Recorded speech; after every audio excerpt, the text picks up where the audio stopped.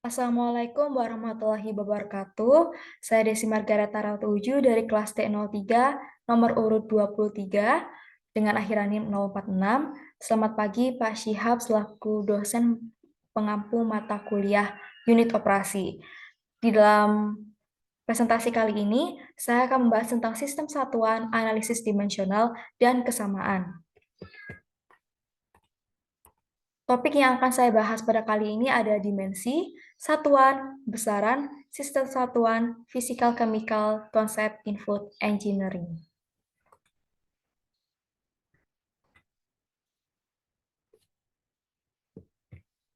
Pertama adalah dimensi.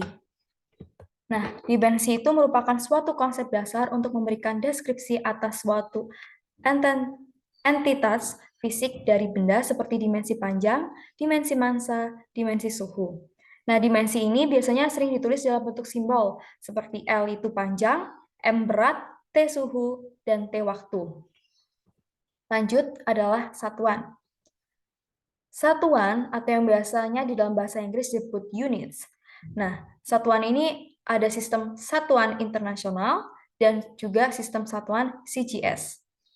Satuan merupakan suatu cara untuk menyatakan deskripsi kuantitatif dari suatu dimensi. Nah, satuan itu biasanya ditulis dalam bentuk simbol seperti cm in VT dalam satuan panjang, kg GLB dalam satuan berat, S satuan waktu, derajat C, derajat K, derajat F dalam satuan suhu. Nah, satuan itu dibagi menjadi dua, yaitu ada satuan dasar dan satuan turunan.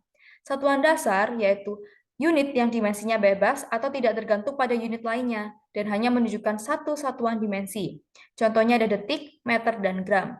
Sedangkan kalau satuan turunan, itu merupakan satuan ukuran yang merupakan kombinasi dari beberapa dimensi sehingga melibatkan beberapa unit dasar. Contohnya ada satuan dari dimensi tekanan yang melibatkan dimensi dari massa panjang dan waktu. Sedangkan satuan dari dimensi kecepatan melibatkan dimensi panjang dan waktu. Satuan dimensi dapat dikelompokkan menjadi dua golongan besar, yaitu ada sistem satuan Inggris dan sistem metrik. Sistem Inggris biasanya dikelompokkan menjadi tiga sistem, yaitu ada sistem absolut, sistem keteknikan Inggris, dan sistem keteknikan Amerika. Nah, sistem absolute engineering itu biasanya digunakan untuk suatu kegiatan ilmiah. Sistem British Engineering atau yang tadi keteknikan Inggris itu umumnya untuk digunakan dalam kegiatan industri. Sedangkan untuk sistem American Engineering biasanya digunakan baik dalam bentuk tujuan kegiatan ilmiah maupun kegiatan industri khususnya di Amerika Serikat. Untuk sistem metrik sendiri dikelompokkan juga menjadi tiga sistem, yaitu ada sentimeter gram detik atau CGS, meter kilogram detik atau MKS, dan sistem internasional atau SI. Sistem internasional ini bersifat universal karena banyak dipakai baik untuk tujuan ilmiah maupun kegiatan industri, sehingga penggunaannya itu sangat luas. Bisa dilihat di dalam contoh tabelnya itu ada satuannya meter, simbolnya M, satuan kilogram, simbolnya kg, satuan second, simbolnya S, satuan ampere, simbolnya A, satuan Kelvin, simbolnya K besar, satuan mol, simbolnya mol, dan satuan kandela, yaitu CD. Selanjutnya adalah besaran. Besaran merupakan sesuatu yang dapat diukur, memiliki nilai, dan memiliki satuan. Nah, besaran ini biasanya dibagi menjadi dua jenis, yaitu besaran pokok dan besaran turunan. Contohnya dari besaran itu ada volume, panjang, dan waktu. Nilai dari besaran fisik itu dapat diekspresikan sebagai produk dari dua faktor, yaitu nilai satuan dan jumlah satuan. Nah, tadi kan sudah dijelaskan bahwa besaran ini memiliki dua jenis, yaitu besaran pokok dan turunan. Nah, besaran pokok itu adalah besaran yang satu-satuannya itu didefinisikan sendiri atau telah ditentukan terlebih dahulu. Nah, besaran pokok itu bisa meliputi ada panjang, massa, waktu, kuat arus listrik, suhu, jumlah zat, dan intensitas cahaya. Sedangkan kalau besaran turunan, yaitu besaran yang satuannya diturunkan dari besaran pokok. Biasanya meliputi luas, volume, kecepatan, percepatan, massa jenis, gaya, dan daya. Selanjutnya kita akan membahas tentang sistem satuan. Sistem satuan pertama itu kita akan mendefinisikan tentang satuan. Nah, satuan itu sesuatu yang dapat digunakan untuk menyatakan nilai hasil pengukuran.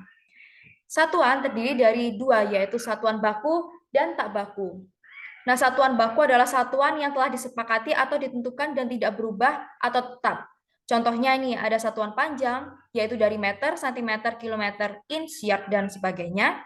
Dari satuan massa ada gram, kilogram, kuintal, ons, pon, dan sebagainya.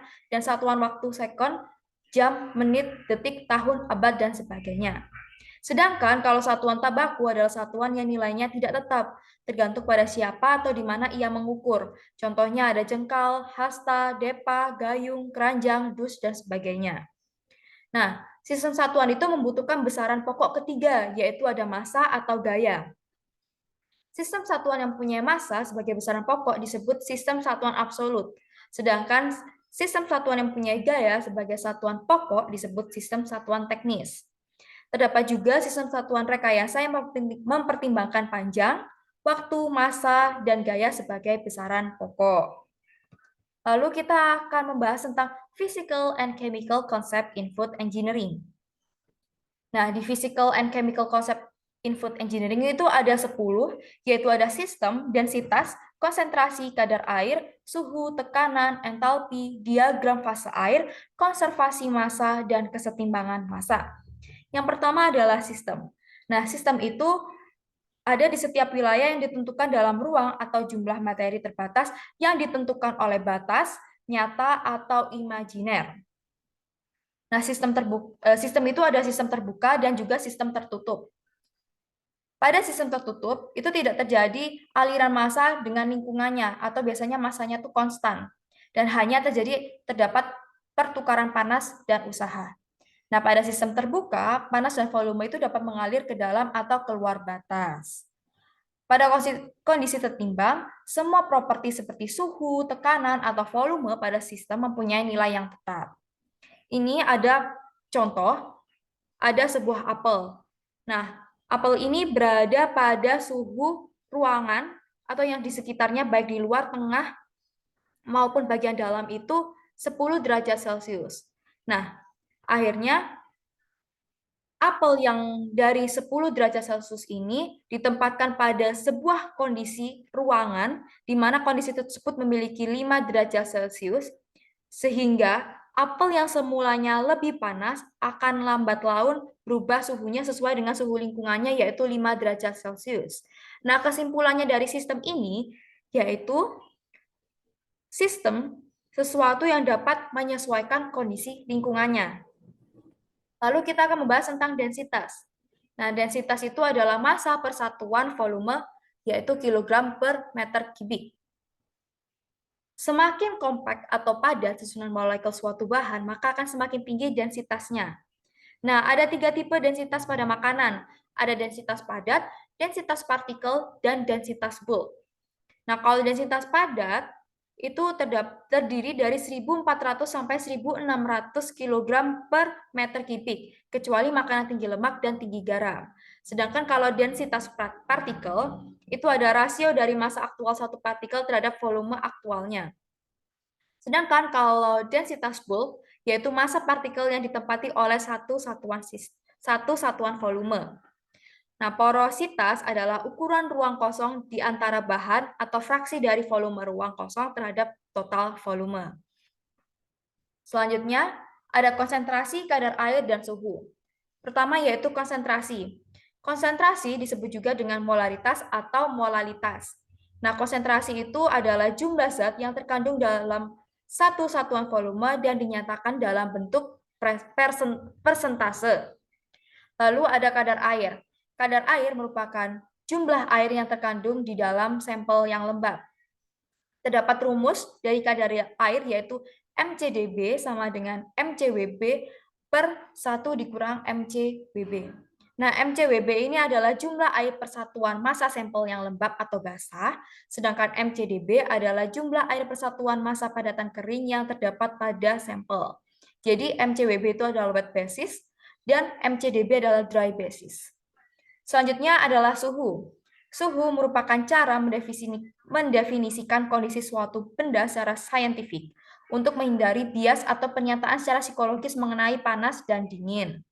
Nah, satuan yang biasa digunakan yaitu ada dari sistem internasional yaitu derajat Celcius atau Kelvin. Sedangkan kalau di British itu ada derajat Fahrenheit. Skala aktual Celsius dan Kelvin itu adalah sama, Sehingga ada rumus yaitu delta TK sama dengan delta T derajat Celcius. Lalu adalah tekanan. Tekanan adalah gaya persatuan area. Nah, 1 atmosfer sama dengan 101,325 kilopascal sama dengan 10 pangkat 5 pascal sama dengan 76 cm hidrogerum. Nah, di sini ada gambar jenis tekanan. Di bagian bawah ini jenis tekanan di dalam ruangan. Yang pertama adalah absolute pressure, lalu di atasnya ada vakum, lalu di atasnya vakum ada atmosphere pressure atau tekanan atmosfer, dan di atasnya tekanan atmosfer ada tekanan Gauss atau gauge pressure. Selanjutnya adalah entalpi. Entalpi itu menyatakan jumlah energi yang internal dan hasil perkalian tekanan dan volume. Dan entalpi ini biasanya digunakan di saat heat transfer atau perpindahan panas. Di sini ada rumus dari entalpi yaitu H sama dengan EI ditambah P kali V. EI itu adalah energi internal, P itu adalah tekanan, dan V itu adalah volume. Entalpi ini biasanya dihitung hanya jumlah energinya saja. Tabel uap menyatakan entalpi pada saat penguapan dengan asumsi pada suhu 0 derajat Celcius entalpi dari cairan jenuh adalah 0. Selanjutnya adalah diagram fase air. Ini ada gambar diagram fase air. Jadi, untuk suhu di bawah 0 derajat Celcius itu disebut dengan fase solid. Sedangkan suhu di atas suhu dari 0 sampai 100 derajat Celcius itu mempunyai fase liquid atau cairan. Sedangkan suhu di atas 100 derajat Celcius itu air akan berubah menjadi uap air. Selanjutnya adalah konservasi massa. Nah, konservasi massa ini memiliki prinsip, yaitu massa tidak dapat diciptakan atau dimusnahkan. Namun komposisinya itu dapat diubah dari bentuk yang satu ke bentuk yang lain. Pada reaksi kimia, komposisi massa yang terdiri dari reaktan dan produk sebelum atau sesudah reaksi bisa saja berbeda. Namun massa pada sistem secara keseluruhan itu tidak akan berbeda atau tidak akan berubah. Nah, di sini ada tabel, yaitu laju massa masuk dikurang dengan laju massa keluar itu sama dengan laju dari akumulasi dari massa. Di tingkat aliran massa yang masuk ke dalam sistem, itu ada rumusnya yaitu m dot inlet sama dengan penjumlahan dari laju aliran massa per satuan waktu. Jadi m dot inlet ini adalah aliran massa yang masuk ke sistem inlet. Lalu di dalam sistem tertutup, massa itu tidak dapat melewati batas atau boundaries, sehingga tidak ada perubahan pada waktu sistemnya. Perubahan waktu pada sistemnya. Jadi dm sistem per dt sama dengan 0, jadi m sistem itu sama dengan konstan. Lalu yang terakhir adalah kesetimbangan massa. Nah, di sini ada diagram tentang proses pembuatan pasta tomat.